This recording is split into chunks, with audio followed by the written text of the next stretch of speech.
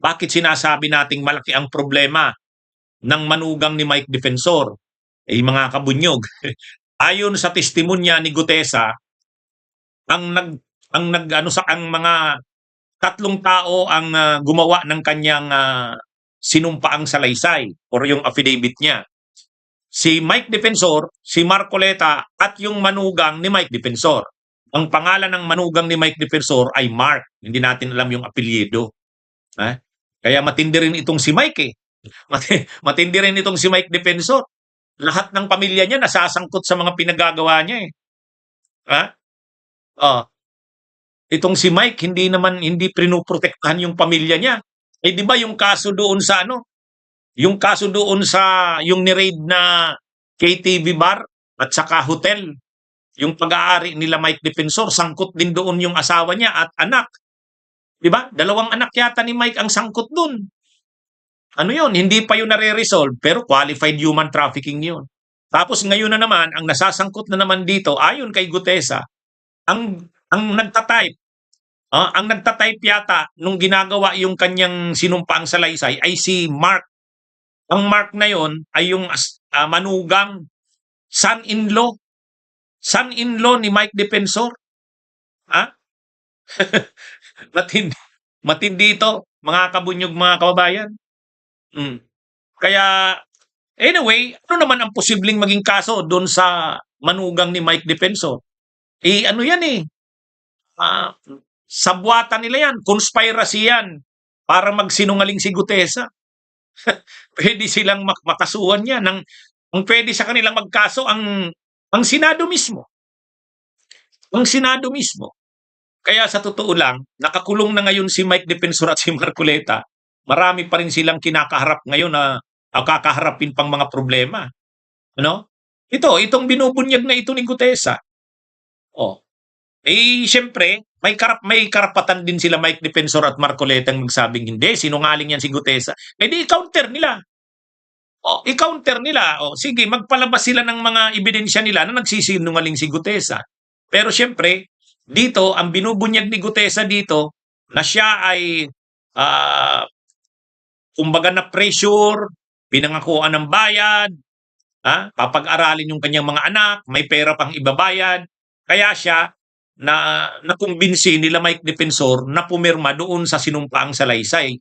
Pero ang naglagay kung ano ang mga sasabihin niya doon ay si Marcoleta saka si Mike Defensor. Ang nagtatype naman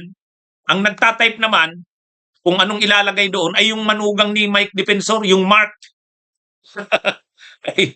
Kaya manugang ni Mike Defensor maiipit na naman diyan. Napapangalanan na naman yung manugang ni Mike. Doon sa raid sa KTV bar, yung human trafficking doon sa Pasig, anak ni Mike Defensor ang nasasangkot doon sa yung asawa niya. Dito naman, ang nasasangkot naman dito, ang pinapangalanan ni Gutesa, yung manugang ni Mike Defensor. Ano ba yan? Nakakulong na si Mike Defensor, tapos yung mga pamilya niyan, ang dami ngayong kinakaharap na problema.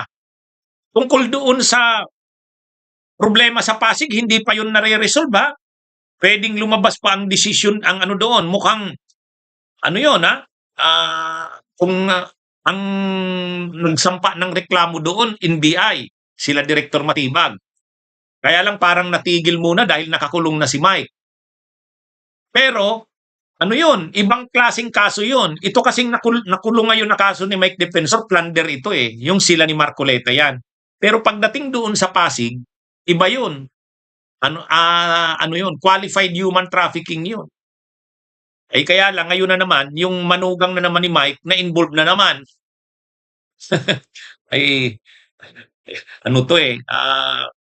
Medyo pahirap ang sitwasyon nila Mike Defensor.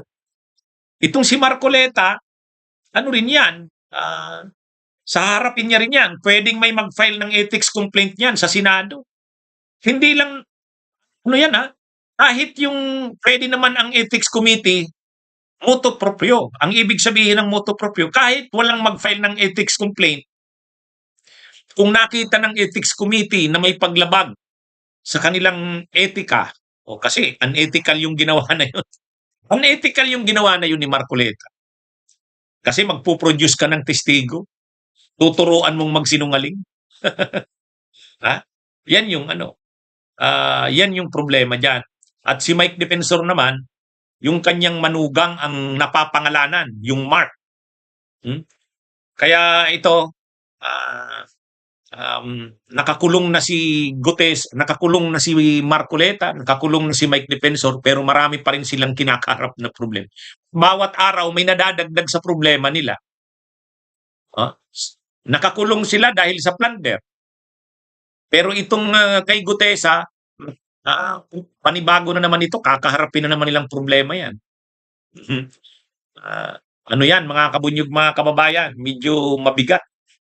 Kaya ah, masyadong ano, na si Mike Defensor, ano yan, mayaman na sana yan si Mike Defensor. Kaya lang dito, nung mapasama siya sa Duterte, mapasama siya. Parang katulad din ito ni Loren Legarda, no? Mga kabunyog, mga kabayan. Ang yaman na sana nung anak ni Loren, si Leandro, bilyonaryo. Si Mike, malamang bilyonaryo na rin yan. Kaya lang, sumama sila sa Duterte, at ito na ngayon, ang dami na nilang problema. Ang dami na nilang problema. Hmm? Eh, siyempre, galit si Mike sa mga nangyayari na yan. Eh, kaya lang, ganyan talaga eh. Ang buhay ay weather lang. Nung panahon ni Gloria, ginawa rin nila yan. O ngayon na, eh siyempre, pag may nakuha sa yung ano, pag may nakuha sa yung ebidensya at may ginawa kang krimen, kakasuhan ka. Kung wala siyang ginawang krimen, sila ni Marcoleta, hindi naman sila makakasuhan. Kahit naman batikusin nila ang administrasyon, kung wala namang makukuhang boto sa kanila, wala namang mangyayari diyan. Oh. Tingnan niyo si ano, tingnan niyo nung mga panahon ni Duterte. Oh. Ano 'yan eh. Ang ginagawa din ni Duterte noon, nag-iimbento ng mga kaso. Kaya lang ang pagkakaiba kasi noon kay Duterte, nagtatanim ng ebidensya, katulad yung ginawa kay Laila de Lima. Hmm?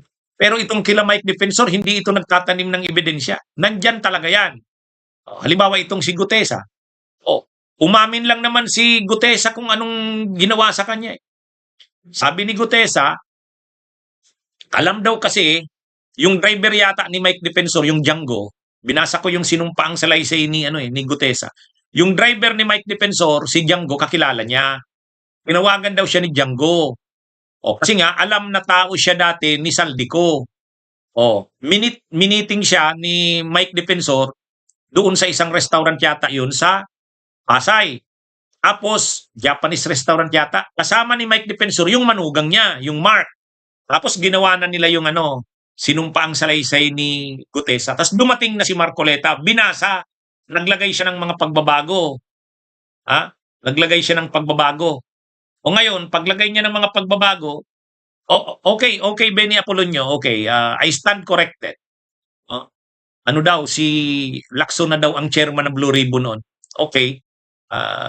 So ngayon, ang nangyari mga kabunyog, sabi ni Gutesa, pinuruan siya kung anong mga basta kung ano daw yung nakalagay doon sa niya na lang, pinirmahan niya na kasi pinangakuan siya papag-aralin yung mga anak niya, may babayaran pa siya ng pera.